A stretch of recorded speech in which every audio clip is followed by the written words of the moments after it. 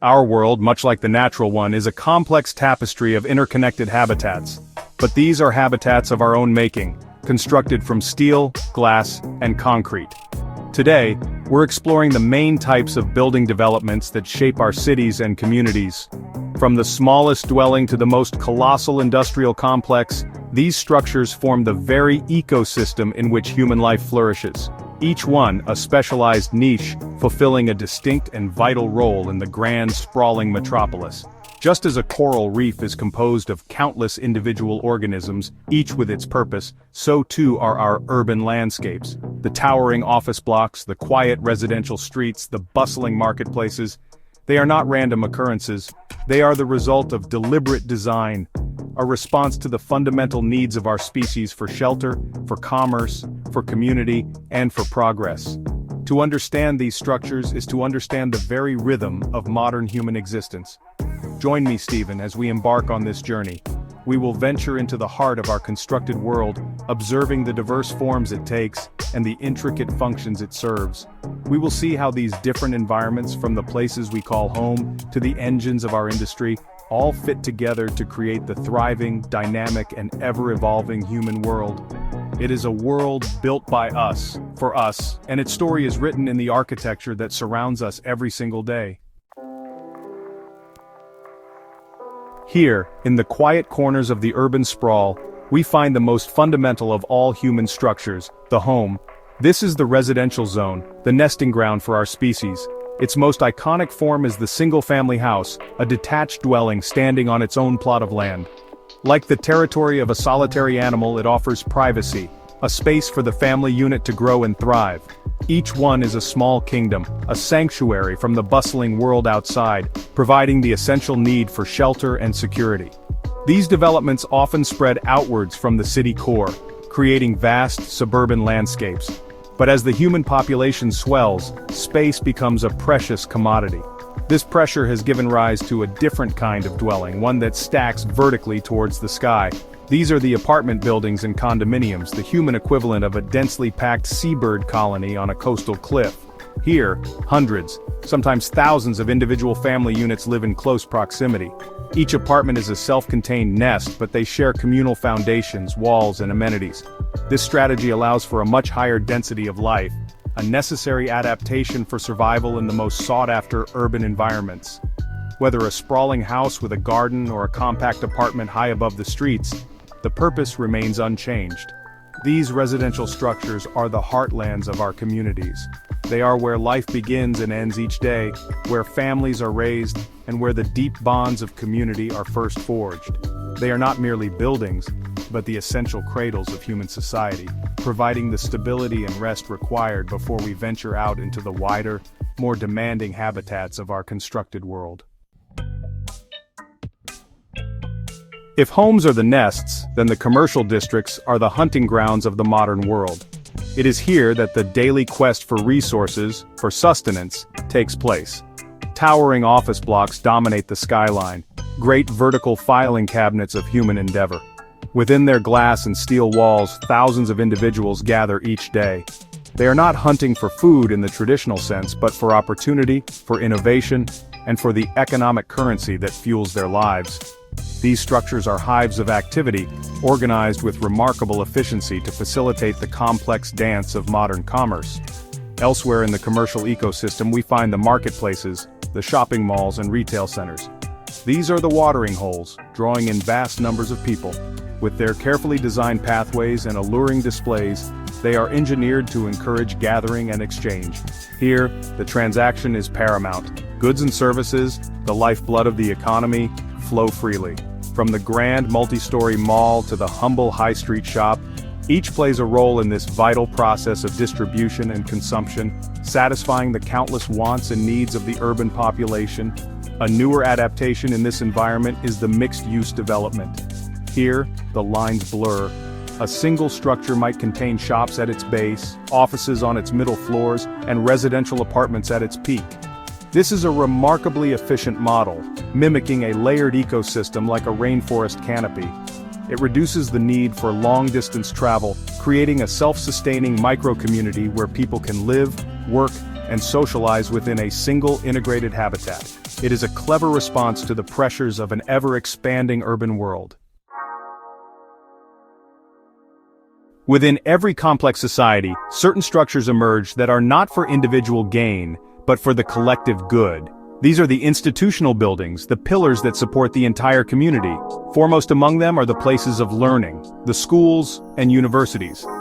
These are the grounds where knowledge is passed from one generation to the next. Much like older animals teaching their young the skills needed for survival, these institutions are essential for the continuation and advancement of our culture and technology. Their design often speaks of stability and permanence, built to endure for generations. Then there are the places of healing, the hospitals and clinics.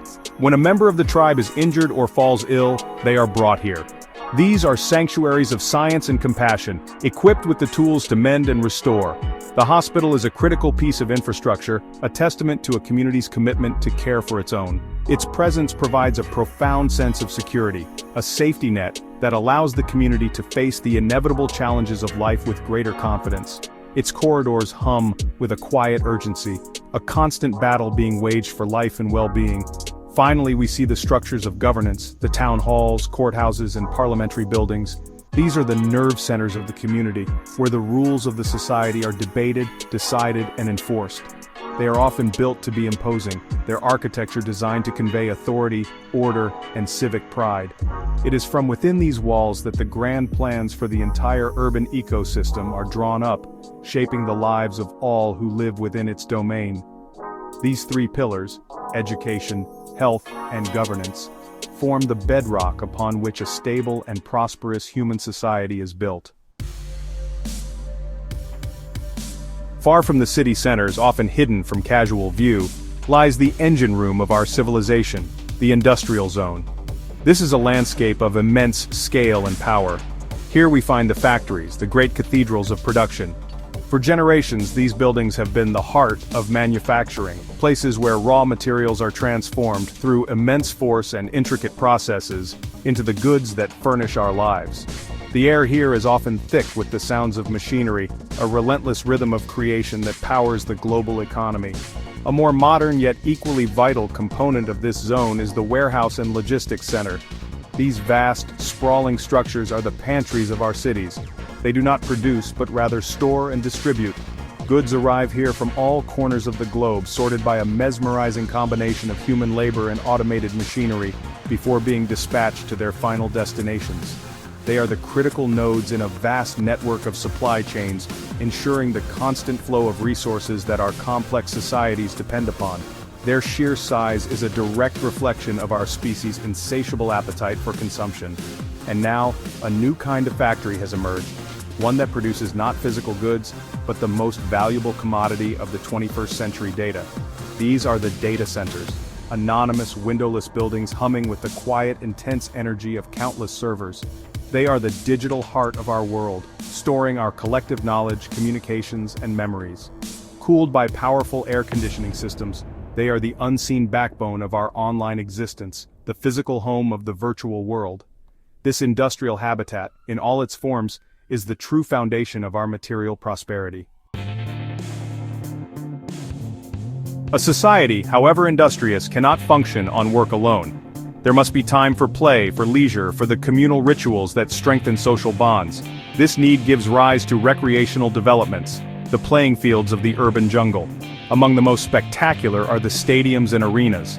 These are modern-day coliseums, vast cauldrons of collective emotion where thousands gather to witness contests of skill and athleticism.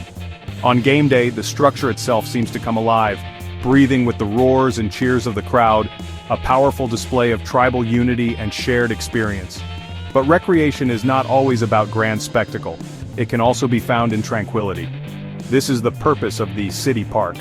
These green oases are the lungs of the metropolis, a deliberate preservation of the natural world within the constructed one. Here, the frantic pace of the city falls away.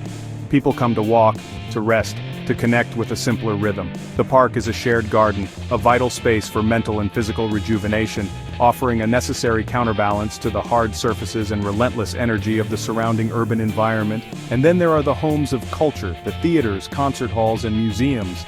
These are spaces dedicated to the nourishment of the human spirit, Within their walls we share stories, we are moved by music, we marvel at the creativity and history of our own species. They are communal campfires, where we gather to explore the ideas and emotions that define us. From the thunderous applause in a packed auditorium to the quiet contemplation in a silent gallery, these recreational spaces fulfill a deep-seated human need for shared joy, wonder, and connection. None of these diverse habitats exist in isolation. They are all woven together by an often invisible yet overpoweringly influential force: urban planning. This is the grand design, the blueprint for the entire ecosystem. The most fundamental tool of this design is zoning. Planners designate specific areas for specific uses: residential here, commercial there, industrial over there. These regulations act like the natural laws of an ecosystem, dictating where certain types of structures can grow and thrive, preventing the factory from encroaching on the nesting grounds, and ensuring a degree of order and function across the entire city. This ordered landscape must be connected. That is the role of infrastructure, the city's circulatory system. The networks of roads, bridges, and tunnels are the arteries and veins, allowing for the constant flow of people and goods. Public transportation systems, the trains and buses, act like a secondary mass transit circulatory system, enabling the daily migration of millions from the residential zones to the commercial and industrial heartlands. Without this intricate web of connections, the city would suffer a fatal thrombosis, its various parts unable to support one another. Ultimately, urban planning is a continuous process of adaptation and foresight. It is the human species attempting to consciously design its own evolution. Planners must anticipate population growth, changing economic needs, and environmental pressures. They must decide where to place the next park, the next school, the next transport line. It is a monumental and ongoing challenge to shape a habitat that is not only efficient and prosperous, but also sustainable and livable for all its inhabitants.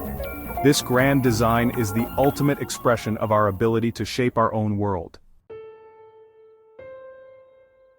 As our exploration comes to a close, we can see the urban landscape not as a chaotic collection of buildings, but as a highly organized and complex ecosystem. Each type of development, from the humble home to the towering skyscraper, has a specific and crucial role to play. Understanding this classification, residential, commercial, industrial, is to understand the fundamental needs and behaviors of modern humanity. It reveals the logic behind the layout of our world, the unseen forces that shape our daily lives, our movements, and our interactions. These structures are more than just concrete and steel. They are the physical manifestation of our society's values, ambitions, and priorities. They tell a story of who we are, the care we put into our schools and hospitals, the innovation we pour into our commercial centers, and the foresight we apply to our urban planning all reflect the character of our communities. By recognizing the purpose of each building, we gain a deeper appreciation for the intricate and delicate balance required to make a city function, and indeed, to make it thrive. So the next time you walk or drive through your own community, I encourage you to look around with new eyes. Notice the distinct zones. See the homes, the shops, the factories, and the parks, not as separate entities, but as interconnected parts of a single living organism that you are a part of. For this constructed world is our primary habitat, and the better we understand it, the better we can shape its future. This is our planet, a world of our own making.